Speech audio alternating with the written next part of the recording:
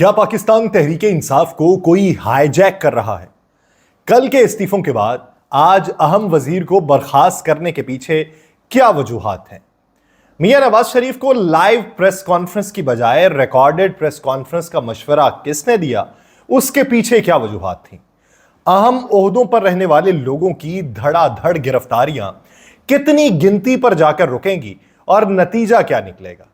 Army chief general Asim Munir ने साबिक फौजी जर्नैलों को बुलाकर क्या पैगाम दिया है? साकिब निसार की गिरफ्तारी की खबरें बार बार क्यों आती हैं? वो कहां पर मौजूद हैं? आप सब पर सलामती हो, अहमद जफर का लिखा हुआ है। और क्या मेरे लिए अरसाए महशर होगा? मैं शजर हूंगा, तेरे हाथ में पत्थर होगा। जिंदगी क्या है, कई बार ये सोचा मैंने। ख्वाब से पहले किसी ख्वाब का मंजर होगा। वो मेरा शहर नहीं, शहर खामोशा की तरह, जिसमें हर शख्स का मरना ही मुकद्दर होगा। कौन डूबेगा, किसे पार उतरना है जफर, फैसला वक्त के दरिया में उतर कर होगा। मैं यासिर रशीद हूं और आप मेरा वीलॉग देख रहे हैं। नाज़रीन, इस वीलॉग के अंदर सबसे पहले बात पाकिस्तान तहरीक इंसाफ के मुतल्लिक। खैबर पख्तूनख्वा के वजीर वराए कम्युनिकेशन एंड वक्स थे शकील अहमद खान। उन्होंने अपने ओहदे से इस्तीफा दे दिया।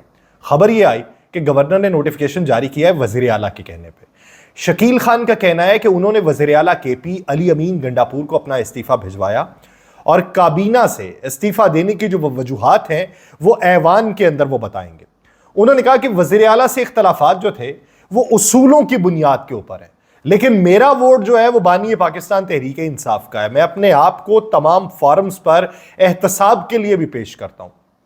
शकील खान ने यह इल्जाम आयद किया है कि वज़ीर आला खैबर पख्तूनख्वा अली अमीन गंडापुर किसी और के इशारों पर काम कर रहे हैं।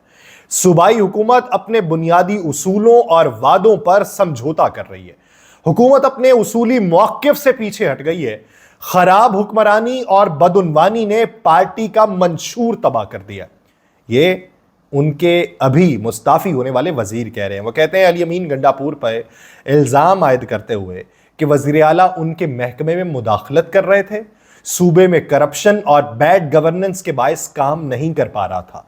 उन्होंने कहा कि सूबे के अंदर करप्शन और बैड गवर्नेंस के खिलाफ आवाज़ बुलंद करने की कोशिश मैं पूरी तरीके से करता रहूँगा। शकील खान की जानिब से अली अमीन गंडापुर की काबीना में करप्शन से मुतल्लिक शिकायत भी की गई थी और उनकी शिकायत की बुनियाद के ऊपर खैबर पख्तूनख्वा में करप्शन की तहकीकात के लिए कमेटी बनाई गई थी।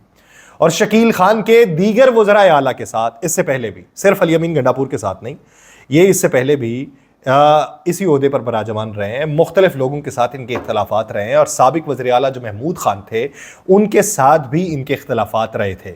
वज़ीर आला खैबर पख्तूनख्वा अली अमीन गंडापुर की जानिब से काबीना में तब्दीली का भी इम्कान था और शकील खान को हटाने की बातें भी सामने आ रही थीं, लेकिन वज़ीर आला की जानिब से हटाए जाने से पहले ही शकील खान ने अपना इस्तीफ़ा जो था वो पेश कर दिया था। अब शकील खान इस्तीफ़ा अपना पेश कर चुके, दूसरी तरफ उन्हें उनके ओहदे से हटा भी दिया गया।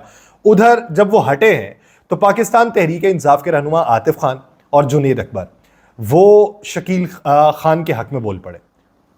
साबिक सूबाई वजीर और रुकने कौमी असम्बली आतिफ खान ने अपने बयान के अंदर ये कहा कि शकील खान जो हैं वो 10 साल काबीना में साथ रहे और आज तक उनसे ज़्यादा ईमानदार वजीर नहीं देखा।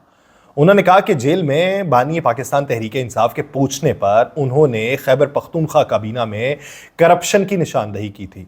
शकील खान के खिलाफ साजिश की गई जिसके 2 किरदारों को वक्त आने पर बेनकाब करेंगे। वो 2 किरदार कौन होंगे? शकील खान के मुताबिक तो अली अमीन गंडापुर ही हैं, लेकिन जुनैद अकबर ने यह कहा कि मैं हलफ उठाता हूं कि शकील खान इंतहाई ईमानदार शख्सियत हैं। 10 साल वजीर होकर भी आज तक उसके पास जाती गाड़ी मौजूद नहीं है और आज भी वो अपने सिक्योरिटी गार्ड्स और PS का मकरूज होता है। चोरी का सुराग लगाने के तरीकाकार से मैं इख्तलाफ करता हूं। उन्होंने कहा कि शकील अगर चोर होता तो कभी भी बानी पाकिस्तान तहरीक इंसाफ के पास जाकर चोरी की शिकायत ना करता। उन्होंने कहा अगर मैं गलत बयानी करूं तो मुझ पर और मेरे बच्चों पर अल्लाह पाक का अजाब हो। मैं वो बंदा नहीं हूं जो खुद ईमानदारी का ड्रामा करूं और दोस्तों की करप्शन के ऊपर पर्दा डालता हूं। अब ये 2 नामवर लोग हैं पाकिस्तान तहरीक इंसाफ के, आतिफ खान जो बड़ी मजबूत शख्सियत समझे जाते थे, आतिफ खान जो वज़ीर आला खैबर पख्तूनख्वा के कैंडिडेट भी रहे हैं, आतिफ खान जिनके पार्टी से निकाले जाने की भी खबरें मंजर-ए-आम पे आती रहीं, आतिफ खान जिन्हें फिर पार्टी के अंदर रखा भी गया कि आतिफ खान को नहीं निकाला जा सकता, वो आतिफ खान शकील खान के हक में बोल रहा है। जुनैद अकबर अब तक की पार्लियामेंट के अंदर पाकिस्तान तहरीक इंसाफ की धुआंधार तकरीरें करने वालों में जुनैद अकबर साहब जो है वो सरे फहरिस्त पाए जाते हैं खैबर पख्तूनख्वा से। और जुनैद अकबर साहब भी अगर ये बात कर रहे हैं तो एक तरफ हम्माद अजहर साहब वाला मामला के लोग कान भरते हैं जिसकी वजह से उन्हें पीछे हटना पड़ता है, वो खुद भी पीछे हट गए, जो लाहौर की पूरी उनकी तंजीम थी वो तहलील हो गई, तो उसके बाद की सूरत हाल का अंदाज़ा लगाएं कि हाईजैक करने की कोशिश कौन कर रहा है। मियां नवाज शरीफ साहब की बात करते हैं। मियां नवाज शरीफ साहब ने कहा कि 21 अक्टूबर की तकरीर में भी मैंने बिजली की कीमत पर तफसीली गुफ्तगू की थी। 2017 में बिजली के बिल कम आते थे, लोग आसानी से ज़िंदगी गुजारते थे। पहले उनकी बात सुन लें, फिर उसके पीछे के हक़ाइक़ बयान करता हूँ। उन्होंने कहा हमारे ज़माने में 10-10 रुपए किलो सब्जियाँ मिलती थी, हमने डॉलर को 4 साल तक 104 रुपए की सतह पर बरकरार रखा था। चंद जजेस ने बेटे से 10,000 दिरहम तनख्वाह ना लेने पर मुझे निकाल दिया। मैं आज भी यही पूछता हूं कि मुझे क्यों निकाला। मुझे निकालने वालों ने मुल्क के साथ जुल्म और एक जुर्म किया था। उन्होंने कहा महंगाई के जिम्मेदार हम नहीं हैं, बानिए पीटीआई के दौर से यह काम शुरू हुआ, हमने तो आईएमएफ को खुदा हाफिज कह दिया था, दोबारा लाने वाले कौन है? जिम्मेदार वही हैं जो आज जेल से बैठकर बढ़ चढ़ के बातें कर रहे हैं। उन्होंने कहा हम रिकॉर्ड मुद्दत में बिजली के कारखाने मुकम्मल करके बहरानों पर काबू पा चुके थे। जिनका बिल आज 18,000 आ रहा है, उनका बिल 2017 में 1,600 रुपए आता था। और मरियम नवाज ने आते ही आटे की कीमत में कमी की। बहुत मेहनत कर रही है मरियम नवाज, सेहत और सफाई के लिए भी खूब मेहनत कर रही हैं। उन्होंने ये भी कहा कि 19.5% शराय सूद पर कौन इस मुल्क में सरमायाकारी करेगा? हमें तो इंटरनेशनल मॉनिटरी फंड की शराइत ने बिल्कुल जकड़ दिया। कोई जवाब देगा कि मुझे क्यों निकाला, क्यों हमारे खिलाफ साजिश की गई? नाकाबिले मुआफी हैं वो लोग जो 1,600 के बिल को 18,000 रुपए का करके चले गए। मुझसे अवाम की ये हालत देखी नहीं जा रही। नवाज शरीफ साहब ने यह ऐलान किया है कि पंजाब हुकूमत ने अगस्त और सितंबर के बिलों में फौरी रिलीफ देने का फैसला किया है। 500 यूनिट तक इस्तेमाल करने वालों को 14 रुपए फी यूनिट तक रिलीफ दिया जाएगा और पंजाब हुकूमत के मुख्तलिफ शोबों से 45 अरब रुपए निकाल कर अवाम को रिलीफ देंगे। सोलर पैनल स्कीम जो है उसके लिए 700 अरब रुपए खर्च होंगे। उन्होंने ये भी हिदायत जारी की है कि 200 यूनिट बिजली पर वज़ीर आज़म का दिया जाने वाला रिलीफ जो है वो अच्छा इकदाम है। नवाज शरीफ, शहबाज शरीफ भी बिजली की कीमतों में कमी के लिए इकदामात कर रहे हैं। ये प्रेस कॉन्फ्रेंस थी आज की मियां नवाज शरीफ साहब की। ये प्रेस कॉन्फ्रेंस बराह रास्त नहीं थी, यानी ये लाइव नहीं थी, ये रिकॉर्डेड प्रेस कॉन्फ्रेंस थी जिसमें कोई सहाफ़ी मौजूद नहीं था। किसी किस्म का कोई सवाल पूछा नहीं जाना था, किसी के पूछे गए सवाल पे कोई जवाब भी देना जो था वो उसकी ज़रूरत नहीं थी। इसके पीछे वजूहात क्या थी? माजी में पाकिस्तान तहरीक इंसाफ के बानी जब वज़ीर आज़म हुआ करते थे वो भी इस तरह की प्रेस कॉन्फ्रेंस किया करते थे, यानी अवाम के नाम पैगाम, अवाम के नाम खिताब, अवाम से बराह रास्त मुखातिब। उसमें वो टेलीफोन कॉल्स तो किया करते थे लेकिन कभी कभार वो रिकॉर्डेड भी अपना सिर्फ पैगाम चलाते थे। खान साहब के पास जवाबात होते थे लेकिन वो जवाब देना नहीं चाहते थे। नवाज शरीफ साहब में फ़र्क क्या है कि नवाज शरीफ साहब के पास जवाबात है ही नहीं, इसलिए वो सवाल लेना ही नहीं चाह रहे थे और उन्हें मशवरा दिया गया कि रिकॉर्डेड प्रेस कॉन्फ्रेंस कर लें। कोई आपसे ये ना पूछ ले कि आपके भाई की हुकूमत है तो आपके भाई की हुकूमत में पिछली पीडीएम की हुकूमत से लेके अब तक जो बिजली के अंदर इजाफा हुआ है उसका जिम्मेदार कौन है। कोई ये ना पूछ ले कि इंटरनेशनल मॉनिटरी फंड से नए किए जाने वाले मुआहदे पुरानी शराइत के मुताबिक नहीं है, नई शराइत के मुताबिक आपने जो मुआहदे किए हैं आप अवाम के लिए उनको कायल क्यों ना कर सके। कोई ये नहीं पूछ सकता था कि हुजूरे वाला आपके बयानिए के अंदर जो इलेक्शन के अंदर बयानिया बनाया गया था उसमें जो दावे किए गए थे उसके बरक्स इकदामात क्यों हो रहे हैं। तो इसलिए वो खामोशी वहां पे इख्तियार करना सबसे ज्यादा मुनासिब था और लोगों को ना बुलाना सबसे ज्यादा अच्छा हरबा था। लेकिन ये सारा कुछ ऐसे वक्त के अंदर हो रहा है जब उन्हें ये लग रहा है कि हम दोबारा से स्टैंड हो रहे हैं। कभी कभार मखमसे की कैफियत के अंदर आपको शराब दिखाई देता है और आपको लगता है पानी है, पानी असल में होता नहीं है। अभी जो गिरफ्तारियां हो रही हैं, कहा यह जा रहा था कि साबिक चीफ ऑफ आर्मी स्टाफ के खिलाफ भी मुमकिन कार्रवाई के बारे में बातें हो रही थी, कयास आराइयां सोशल मीडिया के ऊपर चल रही थी। इस मामले पे आईएसपीआर ने तो कोई जवाब नहीं दिया, लेकिन इस हवाले से सोशल मीडिया पर फैलने वाली कयास आराइयों का हवाला देते हुए कुछ जराए ये बताते हैं जो ऑफिशियली नहीं है। वो ये कहते हैं कि ये कयास आराइयां बेबुनियाद हैं। व्हाट्सएप ग्रुप के जरिए फैलाई गई इंटेलिजेंस रिपोर्ट के उन्वान से सोशल मीडिया पोस्ट जो लगाई गई है वो सरासर जाली है, जिसमें जनरल रिटायर्ड कमर जावेद बाजवा के खिलाफ मुमकिना तौर पे जनरल रिटायर्ड फैज जैसी कार्रवाई की बात की गई। ये कयास किया जा रहा था कि जनरल रिटायर्ड फैज की गिरफ्तारी के पस मंजर में जनरल बाजवा की रिहाइशगाह के इर्द गिर्द इजाफी सिक्योरिटी तैनात कर दी गई है और मुमकिना तौर के ऊपर उनके खिलाफ मुस्तकबिल करीब में फील्ड जनरल कोर्ट मार्शल हो सकता है। यह भी दावा किया गया कि जनरल बाजवा ने बगैर किसी तबसरे के इजाफी तैनात करदा सिक्योरिटी को खामोशी से कबूल भी कर लिया। जराए जो ये बातें करते रहे ये सरासर गलत है। जराए ये बताते हैं कि जनरल बाजवा जो है वो पाकिस्तान के अंदर तो मौजूद ही नहीं है, वो दुबई के अंदर मौजूद है। चंद रोज में वो वापस आ जाएंगे। दिलचस्प बात यह है कि पाकिस्तान तहरीक इंसाफ के बानी चेयरमैन इमरान खान और मौजूदा वजीर दिफा ख्वाजा आसिफ जनरल बाजवा पर तनकीद भी करते रहे, उनके एहतसाब का भी मुतालबा करते रहे। इस मामले पर दोनों मुत्तफिक हैं।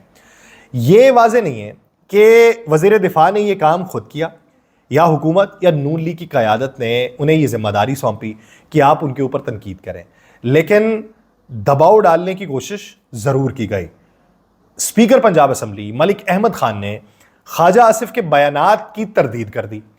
अब इस ज़मन के अंदर जनरल बाजवा साहब तो यहां पर मौजूद नहीं। फिर बहुत सारे लोग ये भी बात करते हैं कि जनरल बाजवा साहब आर्मी चीफ ने पैगाम दिया बाकायदा तौर पे कि ऐसी गिरफ्तारी जिस वक्त में हुई और जिस वक्त में बहुत सारी जो है मौज़ूआत खुले, ऐसे वक्त के अंदर साबिक आर्मी चीफ्स जो थे, जो साबिक जनरल्स थे, उनको बुलाया गया, जिसमें राहील शरीफ साहब भी थे, जिसमें अशफाक परवेज़ कियानी साहब भी थे और भी दीगर अशखास थे जो वहाँ पर मौजूद थे। उनमें जनरल रिटायर्ड बाजवा साहब मौजूद नहीं थे। वो वहाँ पर पैगाम ये दिया गया वहदत का, वहाँ पर पैगाम दिया गया एके का कि ये एका है, यानी इदारे के अंदर जो माजी के लोग हैं उनको बुलाया जा रहा है, उनको उनसे सरफे नज़र नहीं किया जा रहा, उनको बुलाया जा रहा है, बुला के उनको ताज़ीम भी दी जा रही है और इसमें ये पैगाम भी दिया जा रहा है कि इस सारे मामले पे सारे मुत्तफिक हैं कि इदारे के अंदर एहतसाब होना चाहिए।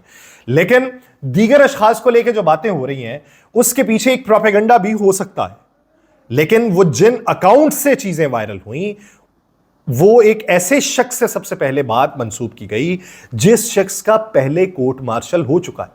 साबिक आर्मी ऑफिसर हैं, पाकिस्तान के अंदर मौजूद नहीं है, पाकिस्तान से बाहर हैं, उनका कोर्ट मार्शल पाकिस्तान की आर्मी कर चुकी है। उन्होंने ये खबर दी थी और उसी खबर की बुनियाद के ऊपर चहमगोइयाँ होती रहीं, लेकिन उसमें फिल वक्त हकायक नहीं। जिस तरीके से कहा यह जाता है कि जनरल रिटायर्ड फैज़ को भी नहीं मालूम था, उनके रूट्स मजबूत थे, लेकिन उनको भी नहीं मालूम था कि उनके खिलाफ कार्रवाई ऐसी हो जाएगी। अभी भी ऐसी किसी कार्रवाई का कोई इंदिया मौजूद नहीं है। लेकिन साथ ही साथ ये भी कहा जाता रहा कि साबिक चीफ जस्टिस साकिब निसार साहब जो हैं उनको भी गिरफ्तार कर लिया गया या उनको गिरफ्तार करने की कोशिश की जा रही है। ये भी खबरें ऐसे ही ट्विटर अकाउंट से या ऐसे ही लोगों से मंसूब जो हैं वो फैलाई गई। साकिब निसार साहब भी मुल्क के अंदर मौजूद नहीं है, वो भी मुल्क से बाहर इस वक्त मौजूद हैं और वो मुल्क से बाहर मौजूद हैं और अभी उनकी वापसी इस महीने की तो नहीं है, अगले महीने वो मुल्क के अंदर वापस आएंगे। साकिब निसार साहब ने खुद भी ये इस बात को पैगाम के जरिए पहुंचाया कि मैं तो मुल्क के अंदर ही मौजूद नहीं हूँ, मेरी गिरफ्तारी किस तरीके से हो सकती है, मुझ पे क्या एलिगेशन है, मैं मुल्क के अंदर वापस आऊँगा, अगले महीने वापस आऊँगा, मैं इस वक्त छुट्टियाँ गुजारने के लिए और निजी मसरूफियात के तौर पर बैरून मुल्क इस वक्त मौजूद हूँ। तो साकिब निसार साहब का भी मामला नहीं है। अब गिरफ्तारियाँ जो दीगर अशखास की हुई, जिसमें साबिक IG जेल खानाजात वो थे। साबिक IG जेल खानाजात जब रिटायर हो गए तो उसके बाद जो है वो इमरान खान साहब गिरफ्तार हुए हैं। लेकिन कहा यह जाता है कि साबिक IG जेल खानाजात के रूट्स जो थे वो जेल खानाजात के अंदर बहुत मजबूत थे और वो भी उनके सिफारिशात के ऊपर भी पैगाम रसानी का काम होता रहा और इसकी सिलसिले की कड़ी जो है वो जुड़ी हुई है इससे साबिक deputy superintendent Adiala jail Mohammad Akram के साथ कि मोहम्मद अकरम उन्हीं की ईमा के ऊपर पैगाम रसानी का काम करते रहे और मोहम्मद अकरम की गिरफ्तारी के बाद ये सारी चीज़ें वकूफ़ पजीर हुई। लेकिन मोहम्मद अकरम की जो अहलिया हैं वो लाहौर हाई कोर्ट में पहुंची, उन्होंने कहा जी गिरफ्तारी नहीं हुई, वो सबसे घर से गायब थे, उनकी गुमशुदगी हुई है, तो उनको जो है वो बरामद किया जाए। अब इसके ऊपर लाहौर हाई कोर्ट जो है उसने समाअत करनी है, लेकिन इस सारे मामले में सियासी मामला कुली तौर पे अलग है, इदारा जाती मामला कुली तौर पे अलग है। वो अगर मिक्सअप भी होता है तो किसी एक जमात के साथ होगा। दूसरी जमातें अगर ये समझती हैं कि वो उसकी बेनिफिशियरी होंगी तो वो कतई तौर पे नहीं होंगी। हमारी दुआ ये है कि अगर एहतसाब का अमल सही बुनियादों के ऊपर उसका आगाज़ हो चुका है तो कुली तौर पे होना चाहिए। ये रोज़ाना की बुनियाद के ऊपर किसी तरीके से ख़बर को फीड करना, किसी तरफ से उसके ऊपर प्रोपेगेंडा करना, किसी तरफ से इंतशार को फैलाना, किसी तरफ से एक झूठी उम्मीद को जगाना, उसका खात्मा होना चाहिए। वाज़े गाइडलाइन हो और मंजरनामा वज़ा हो जाए। मुझे दीजिए इजाज़त। अल्लाह ने के बाद।